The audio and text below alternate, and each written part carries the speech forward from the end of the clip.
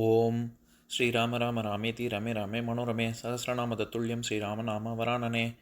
உலகம் யாவையும் தாமுழா வாக்கலும் நிலைபெறுத்தலும் நீக்கலும் நீங்களா அழகிலா விளையாட்டுடையார் அவர் தலைவர் அன்னவர் சரண் நாங்களே. எத்திர எத்திர ரகுநாத கீர்த்தனம் தத்திர தத்திர கிருத்தமாஸ்தகாஞ்சலிம் வாஷ்பவாரி பரிபூர்ணலோச்சனம் மாருதிம் நமது ராட்சசாந்தகம்.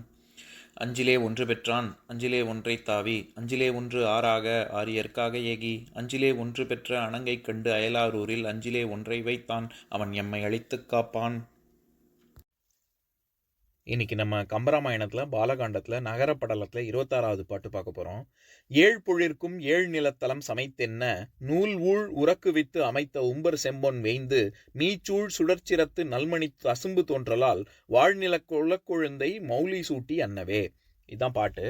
இப்போ நம்ம ஏற்கனவே கடந்த 2 பாடல்களாக நம்ம இந்த குலகச்செய்யுள்ள அயோத்தி நகரில் இருக்கக்கூடிய 7 நிலை மாடங்களை பற்றி தான் வர்ணனை பண்ணியிருக்காரு கம்பர்.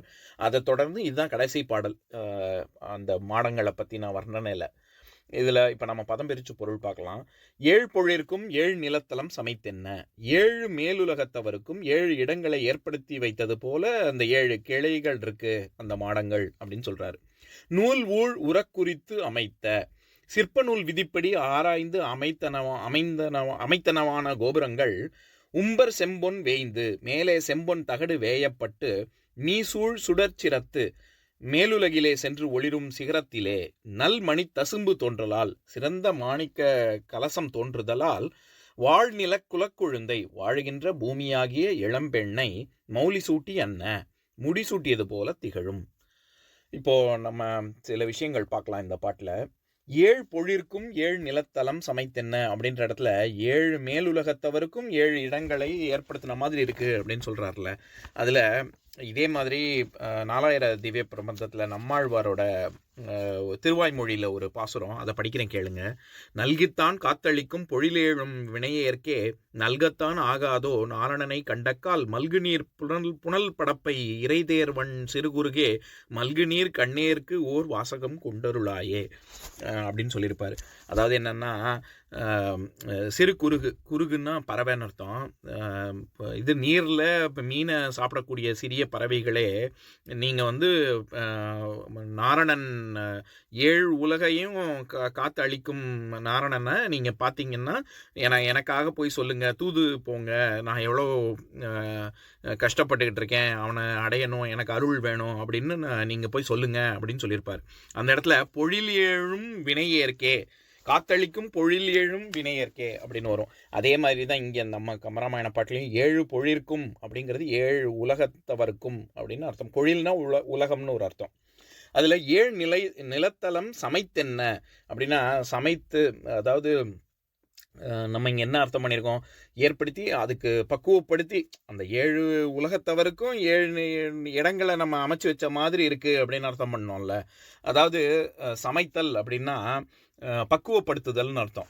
நம்ம காய்கறியை பச்சையாலாம் சாப்பிட முடியாது. அதை ஒரு உண்ணக்கூடிய பக்குவத்துக்கு அதை செய்யும் தொழில்ங்கிறதுனால தான் அதை நம்ம சமையல்னு சொல்கிறோம். அதே மாதிரி பெண் பூப்படைந்தாலும் பருவம் எய்தினாலும் நம்ம சமைந்து விட்டாள் அப்படின்னு சொல்கிறது அந்த அந்த பக்குவத்திற்கு வந்து விட்டாள் அப்படிங்கிறதுனால அப்படி சொல்கிறோம். அதே மாதிரி இது சௌரம், கானாபத்தியம், கௌமாரம், சாக்தம், சைவம், வைணவம் அப்படின்னு 6 சமயங்களையும் சமயம் அப்படின்னு ஏன் சொல்கிறோம்னா அது நம்மளை ஆன்ம வளர்ச்சியில் நம்மளை பக்குவப்படுத்துதுங்கிறதுனால அதை சமயம்னு சொல்கிறோம். அந்த மாதிரி இங்கே சமைத்தென்ன அப்படின்னா அந்த மாதிரி இடங்களை பக்குவமாக ஏற்படுத்தி கொடுத்தது போல அப்படின்னு சொல்ல வர்றாரு.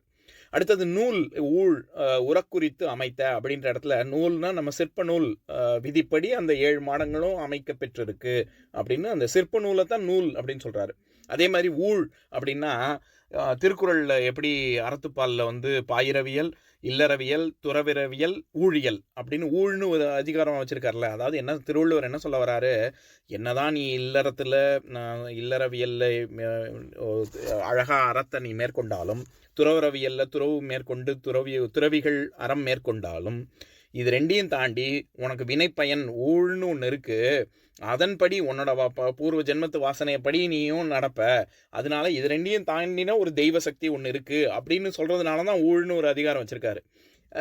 அதனால தான், அதாவது அது என்னன்னா ஊழ்னாலே முறைமை, வினை விதைத்தவன் வினை அறுப்பான், திணை விதைத்தவன் திணை அறுப்பான் அப்படின்னு சொல்கிறோம்ல. அந்த ஊழ்னா தெய்வம்னு ஒரு அர்த்தம் இருக்குது, நம்ம வினைன்னு ஒரு அர்த்தம் இருக்குது. அதை தவிர்த்து முறைமைன்னு ஒரு அர்த்தம் இருக்குது. என்னன்னா, நீ தர்மத்தின் வழி நீ நடந்த, உனக்கு முறையாக என்ன கிடைக்கணுமோ நீ அதன்படி நீ உன்னோட கடமைகளை செய்து அதன் மூலமாக நீ அதை ஈட்டினேன்னா அது ஊழ். அல்விகுதி நான் ஏற்கனவே சொல்லியிருக்கேன், அல்விகுதி எதிர்மறையை குறிக்கும். அதனால முறைகேடாக நடந்தால் அது ஊழல். அதனால உன்னுடைய வினை, இப்போ நம்ம அரசியல்வாதிகள் ஊழல் பண்ணுறாங்க அப்படின்லாம் சொல்கிறோம்ல, அவங்க முறைகேடாக சம்பாதிக்கிறார்கள், அதனால அதுக்கு பேர் ஊழல். சரி, இப்போ என்ன நூல் ஊழ் அப்படின்னா சிற்ப நூலின் விதிப்படி ஆராய்ந்து அவங்க அதெல்லாம் கோபுரம்லாம் கட்டியிருக்காங்க அப்படின்னு சொல்கிறாரு.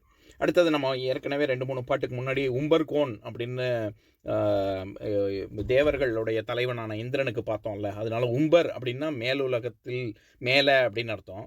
உம்பர் செம்பொன் வேய்ந்து, மேலே அந்த கோபுரத்தில் மேலே செம்பொன் தகடு வேயப்பட்டு, வேய்தல் அப்படின்னா பொருத்துதல், அதாவது கவர் பண்ணுறதுன்னு சொல்கிறோம்ல, மூடுதல் அப்படின்ற அர்த்தத்தில் இருக்குது.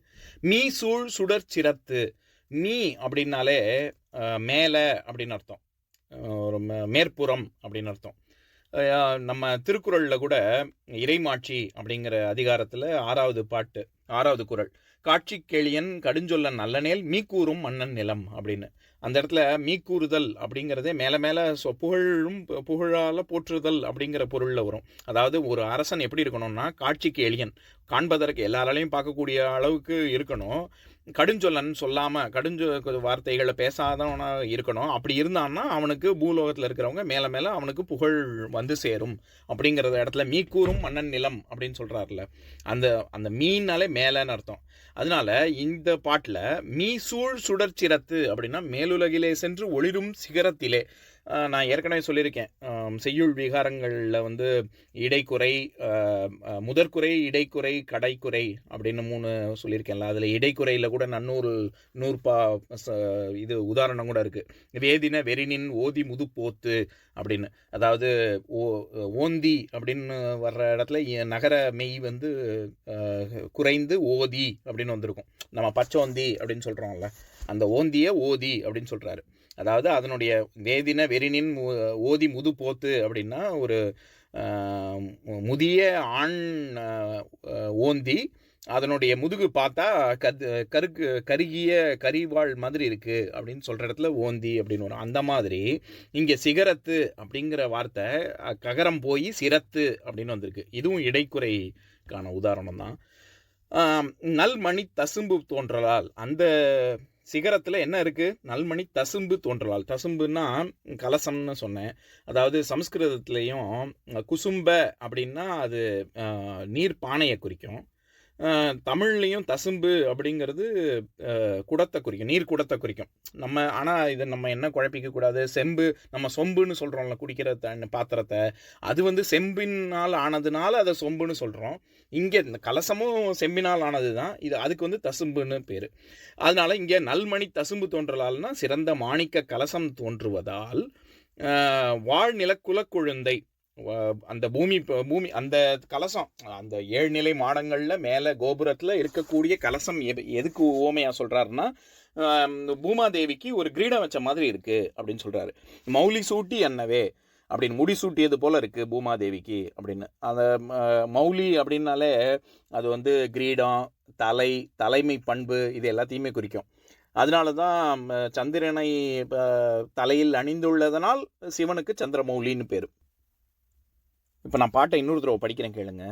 7 பொழிற்கும் 7 நிலத்தலம் சமைத்தென்ன நூல் ஊழ் உறக்குவித்து அமைத்த உம்பர் செம்பொன் வேய்ந்து மீச்சூழ் சுடர்ச்சிரத்து நல்மணி தசும்பு தோன்றலால் வாழ்நில குலக்கொழுந்தை மௌலி சூட்டி என்னவே. இன்னொரு நாள் இன்னொரு பாட்டு பார்க்கலாம். ஓம் சாந்தாகாரம் புஜகசயனம் பத்மநாபம் சுரேஷம் விஸ்வாதாரம் ககனசத்ரசம் மேகவர்ணம் சுபாங்கம் லக்ஷ்மீகாந்தம் கமலநயனம் யோகி ஹிருத்யானகம்யம் வந்தே விஷ்ணும் பவபயஹரம் சர்வலோகைகநாதம். உம்பரோடு இம்பர்காரும் உலகம் ஓர் 7 7 எம்பெருமான் என்று ஏத்தி இறைஞ்சி நின்று ஏவல் செய்ய தம்பியரோடும் தானும் தருமமும் தரணி காத்தான் அம்பரத்து அனந்தர் நீங்கி அயோத்தியில் வந்த வள்ளல்.